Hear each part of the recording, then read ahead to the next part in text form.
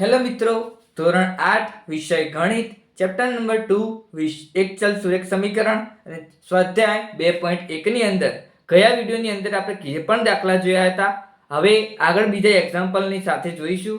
હવે સ્વાધ્યાય 2.1 ની અંદર પાર્ટ 4 ની અંદર એક્ઝામ્પલ નંબર 9 જોઈશું. નવનીત કે બુકની અંદર આપેલું છે 2y + 5/3 = 26/3 - 5. હવે આવું x y z ગમે તે આપેલો હોય આલ્ફાબેટ, પણ આપણો ગમે તે આપેલો એનો કોઈ લેવા દેવા નહીં.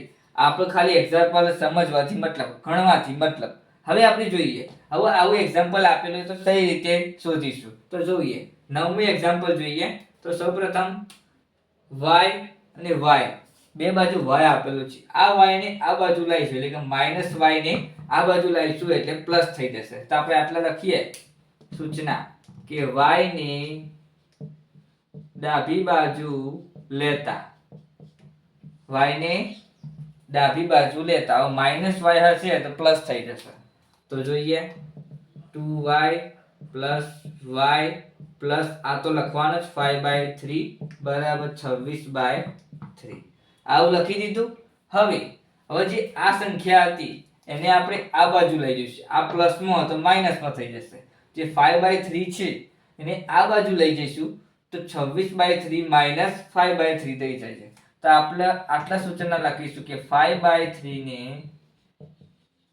જમણી બાજુ લેતા. આવું લખવું જરૂરી છે, ફરજિયાત લખવું જરૂરી છે. આ લખ્યો તો જ સામેવાળાને ચેક કરવાવાળાને ખબર પડે કે આ આવી રીતે આવ્યું. ડાયરેક્ટ લખી શકાય નહીં. સમજીએ પહેલા આ પહેલા મૂકતા પહેલા આ વાત સમજી લઈએ કે જે 2y + y કેટલા y થયા. હવે આ એક y ના બે y છે તો 3y થઈ ગયા. તો એટલે 3y મૂકી દેવાના પ્લસ હવે શું કરવાનું છે, એટલે 3y થઈ ગયા. હવે જે આ વસ્તુ આ બાજુ મૂકવાની છે તો માઈનસ થઈ જશે. એટલે બરાબર આવી જશે 26/3 - 5/3. હવે જુઓ, આપણે ગયા વિડીયોની અંદર એક એક્ઝામ્પલ આપણે જોયું હતું. આટલા સંખ્યા અલગ હતી, આટલા સંખ્યા અલગ હતી, તો આપણે એનો બેનો લસાઅ લઈ લીધો હતો. હવે આ બે સંખ્યા સરખી છે તો એનો લસાઅ આપણને 3 જ મળશે, બીજો મળશે નહીં. તો આનો લસાઅ શોધવાનું થશે નહીં. તો નેચર ઇક્વલ આપેલું, નેચર ઇક્વલ ના આપે તો લસાઅ શોધવાનું થશે. કયો વિડીયો ના જોયો મિત્રો તો કૃપા કરીને જોઈ લેજો. એ વિડીયો જોઈને આ વિડીયો તરફ આવજો તો સમજણ વધુ પડે. તો સૌપ્રથમ જોઈએ આ બે ઇક્વલ આવ્યા તો લખી દઈએ 3y = 26 - 5. નેચર કોમન માં લઈ લઈએ 3. તો બે માં સરખું આપેલું 26 માં 5 જાય તો કેટલા વધે તો 3y બરાબર તો વધે 21/3. આ કેટલું વધ્યું 3y = 21/3 વધ્યું. હવે આપણે આગળ જોઈએ 21/3 કરો એટલે લખી દઈએ 3y = 21/3. આવું આપેલું હતું. હવે જોઈએ હવે આટલા 3y આલે 21/3 આપેલું છે. હવે જોઈએ 3y બરાબર હવે ભાગી દઈએ 21/3.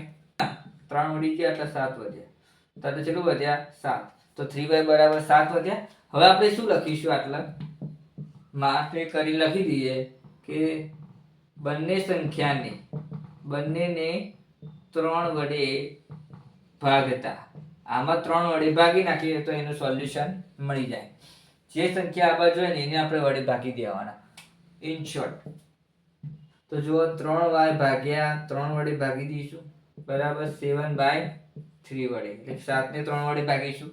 હવે આટલા તો 3 ઉડી ગયા, વધ્યા y. તો y બરાબર શું મળ્યું આન્સર 7/3. તો આન્સર આપણને y ની કિંમત આપણે મળી જઈ છે કે 7/3 મળી કહેવાય. y ની કિંમત કેટલી મળી 7/3. હવે 7/3 જે છે આપણે ચકાસણી કરીશું. હવે જે આપણે રકમ આપેલી હતી એની અંદર y ની કિંમત મૂકીને ચકાસીશું કે 7/3 એ સાચી કિંમત છે કે નહીં એની આપણે વાત કરીશું. લખી દીધી ફરીથી. તો ફરીથી રકમ લખ્યા પછી આ જે રકમ આપેલી છે એની અંદર આપણે y ની કિંમત મૂકવાની થશે.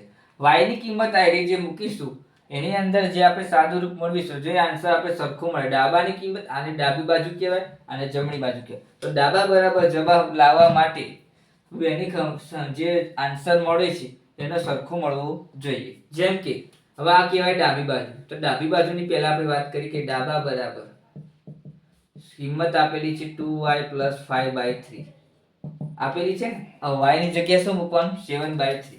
તો બીજી રકમ તો એમને એમ જ મૂકીશું, ખાલી y ની જગ્યાએ આપણે ખાલી એ મૂકીશું 7/3. હવે આ બે સંખ્યાનો મલ્ટીપ્લાય કરીશું તો 7 દુ 14 ભાગ્યા 3 પ્લસ 5/3. આમાં પણ સેમ થઈ જાય સંખ્યા નેચર. તો આ બેનો સરવાળો કરીએ 14 ને 5. 14 ને 5 શું થશે? 19/3. ડાયરેક્ટ લઈ દીધું. હવે આનો આન્સર શું મળે છે? 19/3. હવે જમણી બાજુની વાત કરીએ કે જબા બરાબર શું આવે છે? જબા બરાબર 26/3 માઇનસ 7/3 લાવીશું. આમાં તો ડાયરેક્ટ જ કરવાનું છે. 26 માં 7 જો ચલા વધે 19 જ વધે 19/3. તો આપણે આન્સર શું મળ્યો? 19/3. તો ડાબા બરાબર જબા થયું.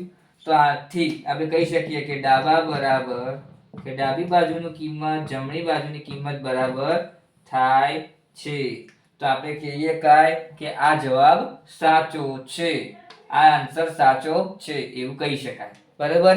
હવે બીજું એક્ઝામ્પલ જોઈશું. આ સંખ્યા એક્ઝામ્પલ નંબર 10 3m બરાબર 5m માઇનસ 8/5 આટલું 8 કરેલા છે. ના દેખાતા હોય તો ફરીથી લખી દઉં આવી રીતે.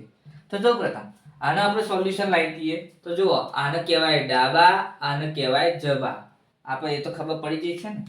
તો જુઓ, આ જે કિંમત છે એને આપણે જમણી બાજુ એટલે કે ડાબી બાજુની કિંમત, આ જમણી બાજુની કિંમત ડાબી બાજુ લઈ જઈશું. એટલે કે જે આ 3m અને આ 5m, તો આ 5m ને આ બાજુ લાવીશું તો શું થશે? પ્લસ નું માઇનસ. તો આપણે એવું લખીએ કે 5m ને ડાબી બાજુ લેતા. આવું લખવું ફરજિયાત છે. સૌપ્રથમ લખી દઈએ તો જુઓ 3m માઇનસ 5m બરાબર -8/5. આ માઇનસ હોય તો માઇનસ જ મૂકવાના. હવે શું કરવાનું?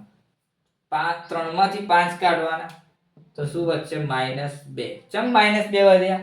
5 માંથી 3 જાય તો 2 વધે, પણ મોટી સંખ્યાનું ચિહ્ન આવે તો મોટી સંખ્યાનું ચિહ્ન કયું હોય? માઇનસ. તો -2m બરાબર -8/5. હવે જે માઇનસ કિંમત આવી એને પ્લસમાં ફેરવવા માટે શું કરીશું? તો બંનેને, આ જે બંને સંખ્યા આપેલી એ બંનેને -1 વડે ગુણતા, બંનેને એ -1 વડે ગુણી નાખીશું. તો ગુણી દઈએ. -2m ગુણ્યા -1 બરાબર -8/5 ગુણ્યા -1.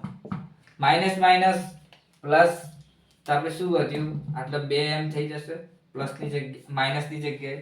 આટલે 8/5 થઈ જશે, કેમ કે માઇનસ માઇનસ પ્લસ થઈ ગયો. બરાબર. હવે શું કરશું? ગુણાકારમાં એક નિયમ છે કે પ્લસ માઇનસ માઇનસ પ્લસ થઈ જાય. એમાં કોઈ એવું ના હોય કે મોટી સંખ્યાનું ચિહ્ન આવે નાની સંખ્યાનું ચિહ્ન આવે, એવું ના હોય. ગુણાકારમાં ફરી એક જ નિયમ, minus minus plus, plus plus plus, minus plus minus અને પ્લસ માઇનસ માઇનસ, એવી રીતે. તો 2m બરાબર 8/5 આવ્યા. હવે શું કરીશું? આ બાજુ જે સંખ્યા હોય ડાબી બાજુ એને આપણે ગુણી દેવાના, એટલે કે એની સંખ્યા વડે ભાગી દેવાના. તો આપણે 2 આવે તો 2 વડે ભાગીશું. તો બંને સંખ્યાને 2 વડે ભાગતા આવું લખી દેવાનું. બરાબર. લખી દઈએ. તો સૌ બંને સંખ્યાને 2 વડે ભાગતા, તો ભાગી દઈએ. તો 2m તો લખી જ દઈશું, ભાગ્યા 2 વડે ભાગીશું. 8/5 તો આને 2 વડે ભાગવા માટે 1/2 કરીશું. 2 વડે ભાગવા માટે 1/2 કરીશું. તો 4 દુ 8, તો આ વધે 4. બરાબર. તો શું વધ્યું? 4 એકા 4, તો 4/5 અને આટલા 2 તો ઉડી જાય. તો m બરાબર શું વધ્યું? 4/5. તો આપણે m ની કિંમત શું મળી? 4/5, એટલે કે 4/5. હવે આપણે ચકાસણી કરીશું કે જે m ની કિંમત મળી એ સાચી છે કે ખોટી છે. એને આપણે સાબિત કરવાનું છે, ચકાસણી કરવાનું કે જે રકમ આપેલી હતી એની અંદર સાબિત કરીશું. m ની કિંમતની જગ્યાએ આપણે શું મૂકવાનું? 4/5. બરાબર. ચલો 3 ની આપણે ડાબી બાજુની પહેલા વાત કરી લઈએ. સૌપ્રથમ અલગ અલગ જ કરી દેવાનું. તમે સળંગ કરવા જશો બેની તો અંદર ભૂલ પડવાની શક્યતા વધારે થશે. હવે ડાયરેક્ટ તમે કિંમત મૂકી દો, અહીં એમની કિંમત, આ બાજુ એમની કિંમત મૂકી દીધી, તો બંને બાજુ સાથે કરવા જશે તો ભૂલ પડશે. પણ આપણે આ ડાબીની બાજુની પહેલા અલગ કરીશું, જમણી બાજુની વાત અલગ કરીએ તો સરળતા રહેશે. તો જુઓ 3 તો એમને એમ, આટલા 4/5 મૂકી દીધા, એમની કિંમત શું કરશો, આટલા હવે ક્યાં આપેલી છે 3 કૌંસની અંદર 4/5. હવે આ ગુણાકારનું ચિહ્ન વચ્ચે તો આપણે શું કરવાનું, આ બેનો મલ્ટીપ્લાય કરીશું. 4 તરી 12 ભાગ્યા 5, આ એનો આન્સર. આ પહેલાનો જવાબ આવ્યો. હવે બીજાનો જવાબ જોઈએ જમણી બાજુ. તો જવાબ બરાબર કિંમત હતી 5m 8/5. આવી કિંમત. હવે એમની જગ્યાએ શું મૂકવાનું, 4/5. 5 4/5 માઇનસ 8/5. 5 5 ઉડી ગયા, વધ્યું કેટલા, 4 - 8/5. હવે એટલે માઇનસ નું ચિહ્ન આવે, પ્લસ નું ચિહ્ન આવે તો આ બેનો એકબીજા સાથે મલ્ટીપ્લાય થશે. 4 × 5 = 20. 20 આયા તો 20 - 8/5. 20 માં 8 જાય તો કેટલા વધે, 20 માંથી 8 જાય તો કેટલા વધે, 12 વધે. તો 12/5 આયા કે ના આયા, આન્સર આપણને મળી ગયો. તો આન્સર શું મળ્યો, 3m = 5m - 8/5 નો આન્સર આપણને 12/5 મળ્યો કહેવાય. એમની કિંમત આપણને કેટલી મળી હતી, 4/5. તો આપણે સાચી સાબિત થઈ કહેવાય. તો આ એક્ઝામ્પલ આપણે આટલે સુધી રાખીએ છીએ. 10 એક્ઝામ્પલ આપણે 2.1 ના ગણી દીધા. બધા એક્ઝામ્પલ સ્વાધ્યાયના 2.1 ના બધા એક્ઝામ્પલ આપણે 10 ગણી દીધા. વિડીયો ના જોયા હોય તો આગળ મિત્રો જોઈ લેજો અને સબસ્ક્રાઇબ કરવાનું ભૂલતા નહીં. ચેનલને સબસ્ક્રાઇબ કરો, લાઈક આપો, શેર કરો અને કોમેન્ટ કરીને જણાવો કે વિડીયો કેવો લાગ્યો. આવતા વિડીયોની અંદર મળીશું. જય શ્રી રામ, જય સદીમાં.